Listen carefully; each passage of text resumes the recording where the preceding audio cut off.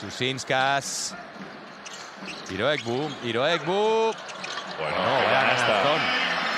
Momento en el que cómo se ha disparado esa diferencia hasta los 9 puntos, la máxima del partido.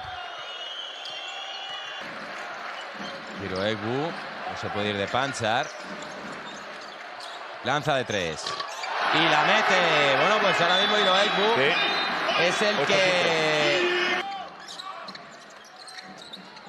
Lanzamiento de Iroegbu, canasta. La misma que con Chusinskas anteriormente, tiro fácil. Vamos a ver ahora Kulamae. Kulamae está muy regular hoy. Un tiro fallado ahí por el estonio. Y ahora Iroegbu. ¡Qué bien! Vaya canastón. Algo más de 5,5 para el final. Iroegbu. Iroegbu. Bueno. ¡Qué buena acción, la verdad! Vaya canastones, está metiendo Iroegbu, mucha calidad.